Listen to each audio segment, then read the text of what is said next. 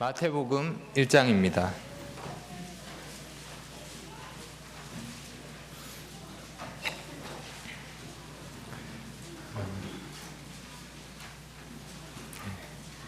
지난주에 성경 공부가 끝이 났고 한 해가 마무리되는 시점이 되었습니다. 그리고 크리스마스가 바로 다음 주로 다가왔습니다. 그래서 저는 오늘 크리스마스를 기념해서 왜 예수님께서 이 땅에 오셨는지 예수님의 족보를 통해서 살펴보려고 합니다.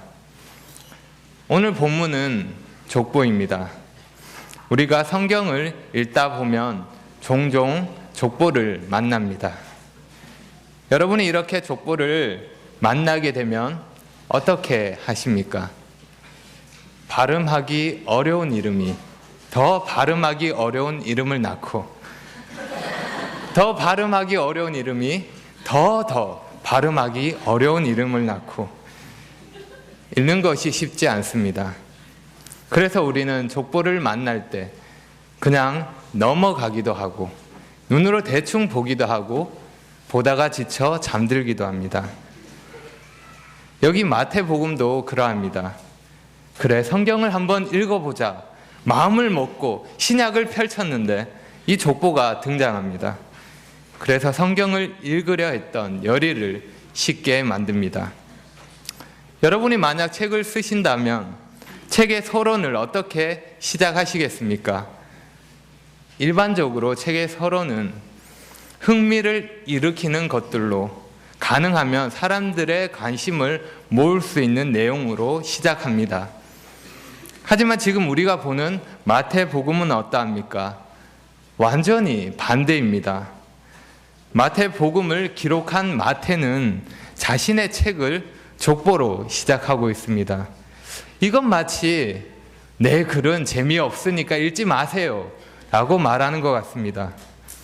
그나마 가지고 있었던 흥미를 잃어버리게 만듭니다. 마태는 왜 이렇게 센스 없이 족보를 가지고 책을 시작하는 걸까요? 여러분, 우리가 성경을 볼 때 염두에 두어야 하는 것은 성경이 원래 누구를 대상으로 기록되었냐 하는 것입니다. 그래서 우리가 먼저 기억해야 하는 것은 마태는 21세기를 살고 있는 우리를 위해서가 아니라 1차적으로 1세기 유대인들을 위해 이 성경을 기록했다는 것입니다. 유대인인 마태는 자신과 같은 유대인들을 대상으로 이 글을 썼습니다. 특별히 그는 예수님이 하나님께서 아브라함과 다윗에게 약속하신 그 모든 약속을 성취하신 메시아라는 사실을 밝히기 원했습니다. 그래서 마태복음에 많은 구약 성경이 인용되고 그리고 그것이 이루어졌다라는 말이 반복됩니다. 이 모든 일이 된 것은 주께서 선지자로 하신 말씀을 이루려 하심이니 이와 같은 말씀이 마태복음 전체에서 계속 반복되는 것입니다. 여기 나오는 족보도 그러합니다. 1절을 한번 보십시오. 아브라함과 다윗의 자손 예수 그리스도의 계보라. 마태는 예수 그리스도가 하나님께서 아브라함과 다윗에게 약속한 바로 그 메시아라는 사실을 족보를 통해서 증명해 보이는 것입니다. 이스라엘 백성들이 그토록 염원하며 기다렸던 왕, 바로 그 왕이 예수임을 증명하며 왕이신 예수님을 위해 그분의 족보와 행적을 기록하고 있는 것입니다. 지금 우리에게는 이 족보가 따분하게 보일 수 있지만 그 당시 독자인 유대인들에게는 흥미로운 내용이었습니다. 마태는 자신의 독자들에게 맞춰서 아주 적절하게 책을 시작하고 있는 것입니다. 그렇다면 여러분이 만약 내가 섬기고 내가 따르고 있는 왕을 소개하기 위해서 족보를 적어야 한다면 어떻게 쓰시겠습니까? 어떻게 쓸까요? 네, 잘 쓰겠죠. 잘 쓰기 위해서 노력할 것입니다. 그래서 할 수 있으면 문제가 되는 사람들은 빼고 자랑할 만한 훌륭한 사람들로 족보를 기록하지 않겠습니까? 그런 관점에서 보면 마태는 정말 이상한 일을 하고 있습니다. 3절을 보십시오. 유다는 다말에게서 베레스와 세라를 낳고 5절로 건너갑니다. 살몬은 라합에게서 보아스를 낳고 보아스는 룻에게서 오벳을 낳고 마지막으로 6절입니다. 이새는 다윗 왕을 낳으니라. 다윗은 우리아의 아내에게서 솔로몬을 낳고. 여러분, 방금 읽은 구절들에서 4명의 여자가 등장함을 유의해서 보셨습니까? 다말, 라합, 룻, 그리고 우리아의 아내, 이렇게 4명의 여자들입니다. 사실 왕의 족보에 이렇게 여자가 나오는 것은 그 자체가 이상한 일입니다. 요즘은 여자들 가운데서 사장도 나오고 총장도 나오고 대통령도 나오지만 그때는 그런 시기가 아니었습니다. 그 당시에는 사람을 셀 때 여자는 세지도 않았습니다. 그렇게 되면 우리 교회의 반 이상이 없어지는 겁니다. 그리고 저희 집은 5명이 아니라 1명이 사는 집이 됩니다. 유대인들만 여자들에 대해서 이렇게 생각했던 것은 아닙니다. 철학자 아리스토텔레스는 여자들에게도 영혼이 있는가에 대해서 의문을 가지며 심각하게 고민했다고 합니다. 혹시 이런 고민을 가지고 계신 분 계십니까? 없으시죠? 네, 그 당시에는 여자에 대해서 이렇게 생각했다는 겁니다. 그런데 요즘은 완전히 바뀌었죠. 많은 여성들이 자신의 남편에게 영혼이 있는가 고민하고 있습니다. 그런데 마태는 왜 생뚱맞게 이 4명의 여자를 기록했을까요? 족보에 여자가 나오는 것만으로도 문제지만 특별히 이 4명의 여자가 나오는 것은 더 큰 문제입니다. 일단 이 4명은 유대인이 아니었을 것입니다. 라합과 룻, 이 2명은 확실히 유대인이 아닙니다. 그리고 다말과 우리아의 아내는 아마 유대인이 아니었을 가능성이 큽니다. 혈통과 가문을 중요하게 생각하는 유대인들에게 이것은 더욱 크게 문제가 되는 것입니다. 왕의 가문을 이야기하면서 이방인을 집어넣은 것입니다. 더구나 그게 다가 아닙니다. 성경에서 이 여자들의 기록을 보면 더욱 난감할 수밖에 없습니다. 이 자리에 지금 학생들도 같이 앉아 있는데 말하기 민망한 그런 내용들입니다. 최근에 모세 출애굽 이야기가 영화로 나왔는데 만약 이 여자들의 이야기를 영화로 만든다면 완전히 19금 영화입니다. 그래서 지금부터 우리 학생들은 잠시 동안 딴 생각을 해도 좋습니다. 이렇게 말하면 또 제일 집중해서 잘 듣습니다. 먼저 다말을 보십시오.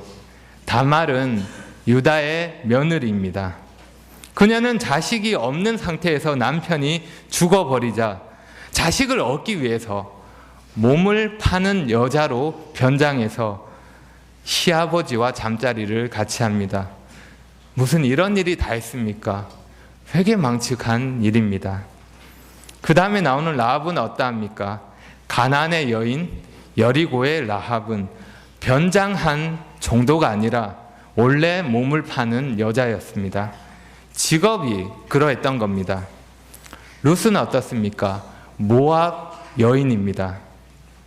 가난한 과부였고 늙은 보아스와 결혼한 가련한 여자입니다. 그런데 그 중에서 네 번째 여자가 가장 특이합니다. 마태는 이 여자에 대해서 말하면서 이름을 아예 쓰지 않았습니다. 우리 아이 아내라고 말합니다. 왜 이렇게 적었을까요? 마태가 이 여자의 이름을 몰라서 그랬을까요? 그럴 리가 없습니다. 우리도 알잖아요. 여러분, 이 여자의 이름이 무엇입니까? 네, 맞습니다. 밧세바입니다. 우리도 아는데 마태가 몰랐을 리가 없습니다. 그런데 마태는 일부러 이 여자의 이름을 적지 않고 기록하기보다 우리 아이 아내라고 말하면서 이 여자와 다윗 사이에 있었던 그 수치스러운 사건을 떠올리게 만듭니다. 그렇습니다. 밧세바는 원래 다윗의 충성스러운 신복이었던 우리아의 아내입니다. 그런데 스캔들이 일어났습니다. 이건 정말 끔찍한 일입니다.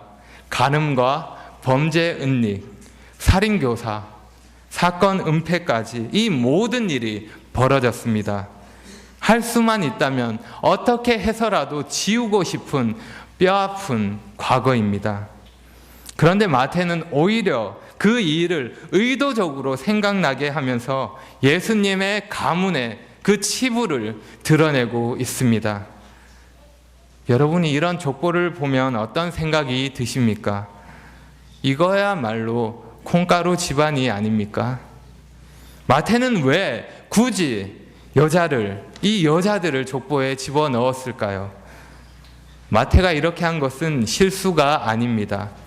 마태는 여자들을 빼고 남자만으로도 충분히 얼마든지 족보를 쓸 수 있었습니다. 하지만 그렇게 하지 않고 일부러 이 여자들을 골라서 기록했습니다. 그러면 마태는 왜 무슨 이유로 이렇게 했을까요? 이 사실을 알기 위해 우리는 마태라는 사람을 먼저 생각해 볼 필요가 있습니다. 여러분, 마태가 누구입니까? 어떤 사람입니까? 마태는 예수님의 12 제자 중에 한 사람입니다. 잘 알고 계시죠? 예수님의 공생의 기간 3년 동안 그분을 따라다니면서 함께 했습니다. 예수님을 만나서 그의 인생은 완전히 바뀌었습니다. 사실 마태는 예수님을 만나기 전에 과거가 좀 있는 사람입니다. 마태는 세리였습니다. 세금을 걷는 관리였습니다. 좀 괜찮다고 생각되십니까? 그런데 당시의 세리는 이스라엘이 혐오하던 대상이었습니다. 왜냐하면 세리는 이스라엘을 지배했던 로마를 위해 일했고 로마의 이익을 위해 온갖 세금을 자신의 동족에게 물리며 짐을 지웠던 자였습니다. 이스라엘에게 한 푼이라도 더 걷어서 로마에게 갖다 주고 그런 과정에서 많은 것들을 자기 주머니에 넣었던 것입니다. 그러니까 이스라엘 백성들이 이 세리들을 얼마나 미워했겠습니까? 로마는 이 사실을 알았지만 세금을 더 걷기 위해 그들의 부정을 눈감아 주었습니다. 한마디로 세리는 허가받은 도둑인데다가 동족의 피를 빨아먹는 탐관 오리인데다가 민족의 돈을 다른 나라에 갖다 바치는 매국노였습니다. 모든 사람이 세리를 죄인이라고 생각했고 세리 자신도 스스로를 그렇게 생각했습니다. 하나님으로부터 멀리 떨어져 있는 인간, 구제불능의 인간, 사람들이 고개를 돌리며 거절하는 인간, 바로 그 인간이 마태였습니다. 그런 마태에게 어느 날 놀라운 일이 벌어집니다. 예수님께서 그 마태에게 찾아오셨습니다. 그리고 그분은 마태에게 나를 따라오라고 말씀하십니다. 여러분, 성경을 몇 장 넘기셔서 9장을 함께 보겠습니다.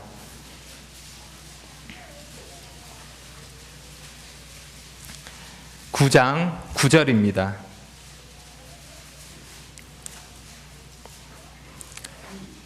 예수께서 그곳을 떠나 지나가시다가 마태라 하는 사람이 세간에 앉아 있는 것을 보시고 이르시되 나를 따르라 하시니 일어나 따르니라. 마태는 정말 놀랐을 것입니다. 자신의 길을 의심할 수밖에 없습니다. 거룩한 하나님의 사람이 자기 같은 죄인을 부르신 겁니다. 마태는 즉시 자리에서 일어나 예수님을 따릅니다. 마태의 인생이 변하는 순간입니다. 마태는 너무너무 기뻐서 자기 집으로 예수님을 초대합니다. 예수님은 그 초대에 응하셔서 마태의 집에 가셨고, 그리고 그 집에는 많은 세리들과 죄인들이 모여듭니다. 그리하여 수많은 사람들이 함께 먹고 마시고 즐기는 그러한 즐거운 파티가 시작되었습니다. 예수님은 사람들의 죄에 동참하지 않으면서도 그들과 함께하며 그들과 어울릴 수 있는 그런 분이셨습니다. 그런데 모두가 이 파티를 즐기며 기뻐했던 것은 아닙니다. 바리새인들은 이 장면을 보고 화가 나서 믿을 수 없다는 표정으로 예수님의 제자들에게 따집니다. 11절입니다. 어찌하여 너희 선생은 세리와 죄인들과 함께 잡수시느냐? 아마 목에 핏대를 올리며 심하게 따졌을 것입니다. 정말 긴장되는 순간입니다. 그때 예수님은 바리새인들에게 이렇게 말씀하십니다. 12절과 13절입니다. 건강한 자에게는 의사가 쓸데없고 병든 자에게라야 쓸데있느니라. 너희는 가서 내가 긍휼을 원하고 제사를 원하지 아니하노라 하신 뜻이 무엇인지 배우라. 나는 의인을 부르러 온 것이 아니요 죄인을 부르러 왔노라. 마태는 이 말씀을 듣고 화를 내지 않았습니다. 왜냐하면 마태는 자신이 죄인이라고 생각했기 때문입니다. 아마도 바리새인들은 이 말씀을 듣고 무지무지 화가 났을 것입니다. 왜냐하면 그들은 자기들이 의인이라고 생각했기 때문입니다. 바리새인들은 스스로를 건강하다고 생각했고 하나님께 뭔가 내세울 것이 있는 자라고 생각했습니다. 그런데 예수님께서 말씀하십니다. 나는 죄인을 부르러 온 사람이다. 마태는 왜 예수님이 자기 같은 사람에게 나를 따르라 하고 말씀하셨는지 깨닫게 됩니다. 그리고 그로부터 3년 동안 마태는 예수님과 함께 다니며 예수님께서 죄인을 불러 회개케 하는 그분의 사명을 이루시는 모습을 보게 됩니다. 그렇습니다. 예수님은 자기 나름대로 의롭게 살 수 있다고 생각하는 그런 사람들을 위해 오신 것이 아닙니다. 예수님은 스스로를 괜찮다고 생각하는 사람들, 종교적으로 내세울 것이 있는 사람들을 위해서 오신 것이 아닙니다. 예수님은 스스로를 도울 수 없다고 생각하는 사람들, 하나님으로부터 멀리 떨어져 있다고 생각하는 사람들, 그런 죄인들을 위해, 죄인들을 구하기 위해 오셨습니다. 그것이 예수님이 이 땅에 오신 목적입니다. 나는 의인을 부르러 온 것이 아니라 죄인을 부르러 왔다. 나는 죄인을 위하여 왔노라. 여러분, 마태가 예수님의 족보에 왜 이렇게 문제가 많은 사람들을 집어넣었는지 아시겠습니까? 사실 그들이야말로 마태가 강조하고 싶은 핵심입니다. 왜냐하면 예수님께서 그와 같은 죄인을 구원하시려고 그들에게 은혜를 베푸시기 위해서 오셨기 때문입니다. 그러므로 이 족보가 우리에게 가르쳐주는 크리스마스 메시지는 분명합니다. 여러분, 마태가 기록한 족보를 다시 한번 보십시오. 사실 그 4명의 여자뿐만이 아니라 아브라함부터 시작해서 마리아의 남편 요셉까지 그 누구도 메시아의 족보에 낄 만한 자격이 되는 사람은 없습니다. 그 어느 누구도 자기 힘으로 하나님께 나아갈 수 있는 사람은 없습니다. 아무도 없습니다. 그런데 하나님은 이런 자격 없는 자들을 위해서 사람들의 허물과 죄악들, 그 모든 수치와 더러움, 그것과 상관없이, 아니 그럼에도 불구하고 약속하신 대로 예수님을 이 땅에 보내셔서 세상을 구원하시려는 그 계획을 이루셨습니다. 그래서 은혜입니다.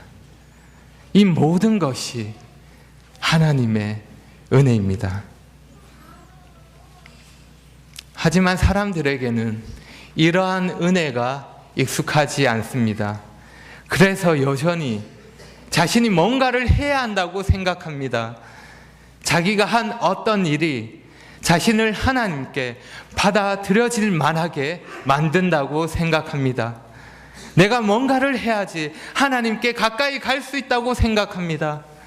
내가 뭔가를 내세워야지 그것 때문에 구원받을 수 있다고 생각합니다. 나의 노력으로, 나의 공로로, 그것으로 천국에 갈 수 있다고 생각합니다. 그래서 구원에 대해서 질문하면 어떤 사람은 모태신앙이라고 말합니다. 어떤 사람은 주일 예배에 절대로 빠지지 않는다고 말합니다. 11조는 기본이고 교회 봉사도 열심히 한다고 말합니다.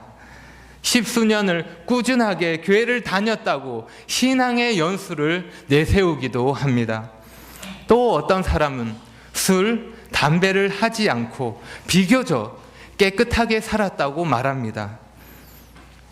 구원에 대한 질문은 당신이 무엇을 했느냐에 대한 질문이 아닙니다. 교회에 나와서 예배 드리고 물질을 드리고 봉사함으로 섬기는 것, 세상에서 도덕적인 삶을 살고 선을 행하는 것, 좋은 것입니다. 나쁜 것이 아닙니다. 하지만 오해하지 말아야 하는 것은 그런 것들이 우리를 보다 나은 사람으로 만들 수는 없다는 것입니다. 그러한 노력으로 우리가 하나님이 받으실 만한 그런 사람이 되는 것은 아닙니다. 천만의 말씀입니다. 예수님은 이 땅에 오셔서 그러한 사람들의 그릇된 생각을 바꾸셨습니다.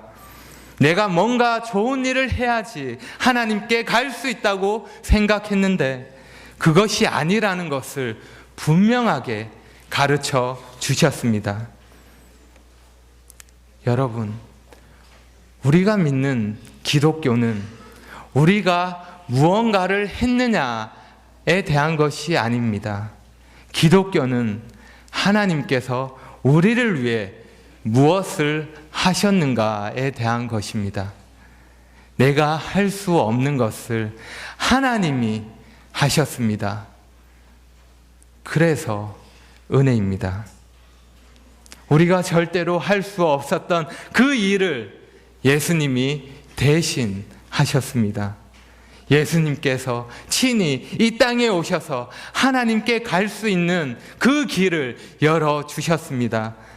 예수님은 아무것도 내세울 것이 없는 사람들에게 다가가셔서 사람의 어떠함이 아니라 자신의 노력이 아니라 예수 그리스도를 힘입어 하나님께 갈 수 있음을 보여주셨습니다.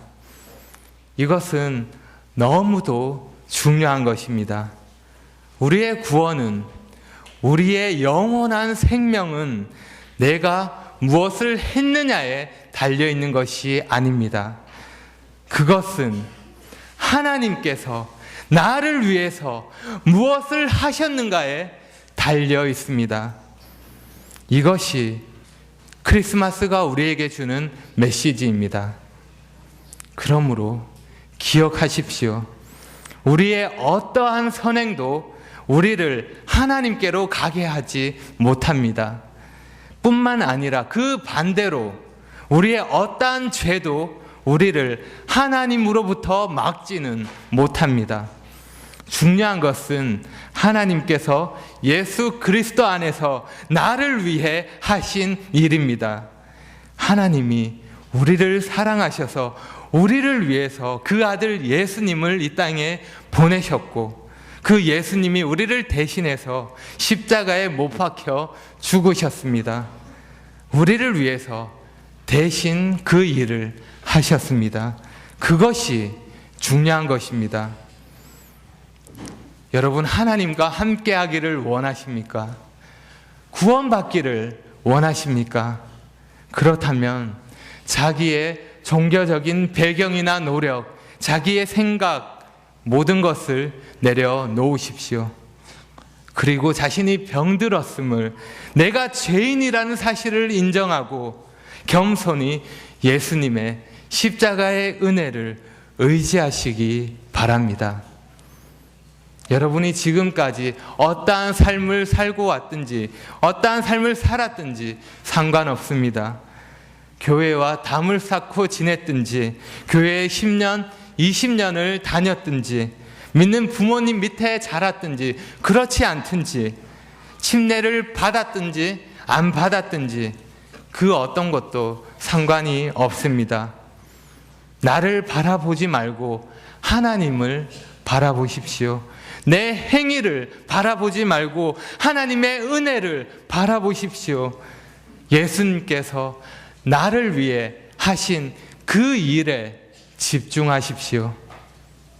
혹시 나의 어떠함을 의지했다면 다 내려놓고 십자가로 가십시오.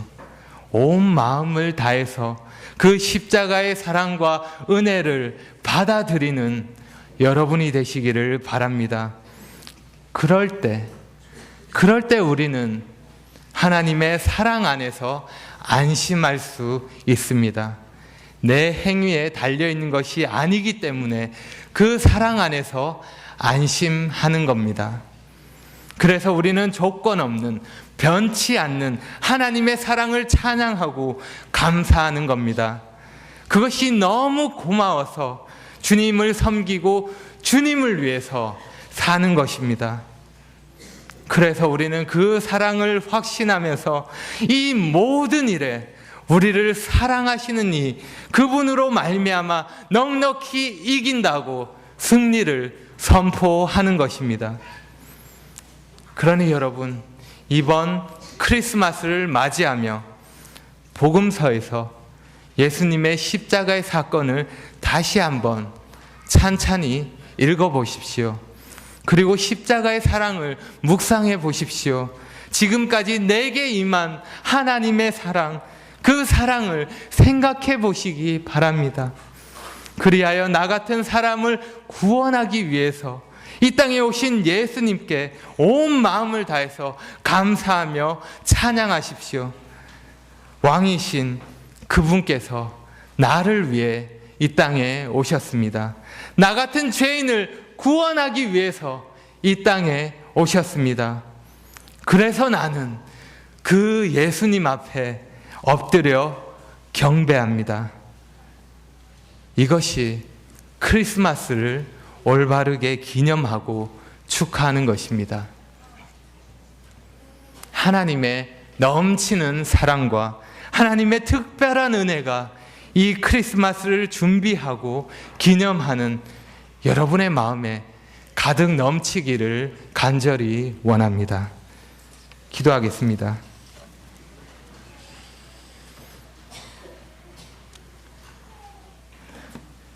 아버지 하나님, 하나님께서 자격 없는 저희들을 사랑하시고 불쌍히 여겨주시고 은혜를 베풀어 주셔서 감사합니다.